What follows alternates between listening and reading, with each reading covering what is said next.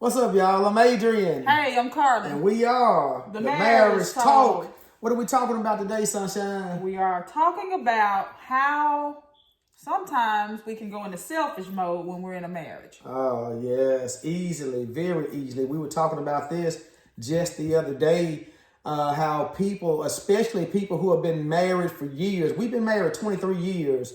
And when we retract and when I look back over our marriage, I see so many selfishness coming from my spouse and from myself. And me and my wife talked about this, and we both came to the conclusion that we need to do better. Married couples need to do better about putting each other first.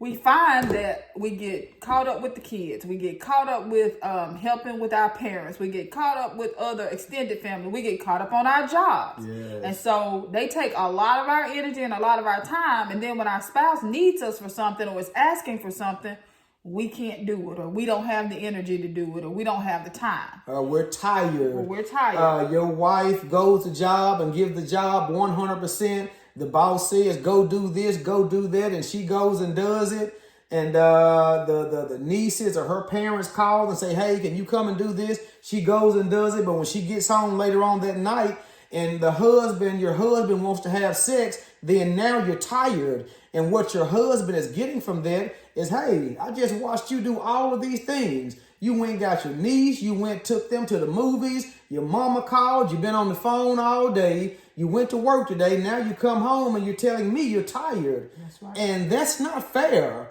In the same token, with the man, you'll watch him watch TV all day, kick up, do football with his friends and all these other things. And then when she says, hey, do you mind? Can we go out to eat? Oh, I'm tired. I don't feel like it. But you just spent all day with your friends, or you just spent all day doing something with sports or whatever you did, and you don't have the energy to take her to do the things that she wants to do. Yeah. And the reason why we're having this conversation is because I don't think it's on purpose. No. I think that we have gotten comfortable with our spouses and that we feel as if whatever they need, their needs can wait. Right. And so you should understand that I'm tired because you're my spouse and you saw all this other stuff that I just did. And so you should understand that I'm tired and whatever you need right now, if you want sex, hey, I'm tired. Can we just do it tomorrow? Right. And that's not fair. That's not right. And it's not fair.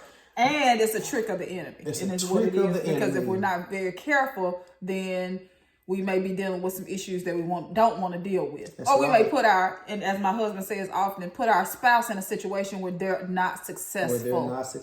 We need to come back and talk about that. Absolutely. We need to talk about that. Putting your spouse in a situation where they're not successful. Where they can be successful. Let's talk about that. That's a good conversation. But to finish this one up, I want people to remember, let's not give the world, let's not give our jobs, let's not give our mother, let's not give our children, let's not give them the best of us. Let's not give them all of our energy and all of our attention. And then when our spouse needs something, then we deflect that, or we're not able to give it or provide it because we're too tired, or we don't have the energy because we've given the best of us to everything and everybody else. And so what I'm suggesting today is to just put it on the top of your priority list, to give your spouse the best of you and give everything and everybody else what's left over. So save the best parts of you for your spouse. I love it. That's what we married our spouse for, was to give them the best and for them to give us the best. And we get children, parents, all the job, everything else. The world. And we go hard. I mean, we're trying to get promotions.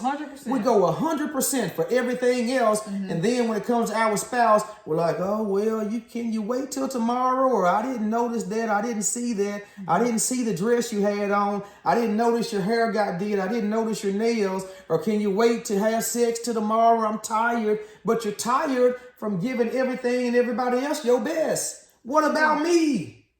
Right. Hey, what about me? Hey, what about me? Hello, somebody. Hello. Tell your spouse, what about me? That's right.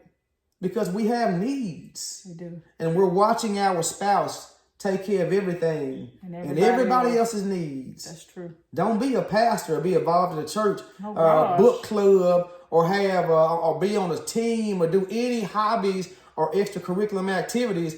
Then you may be really neglecting your spouse. It's true. And that neglect is going to... It's going to fester. And it's going to bring about bitterness. Yes. And a whole bunch of other trouble. Yes. And so we want to make sure that we're taking We care of want each to other. make sure that we are taking care of each other and that your spouse is feeling as though they are top priority in your life. on your list and in your life. That's right. I mean, that's way too important.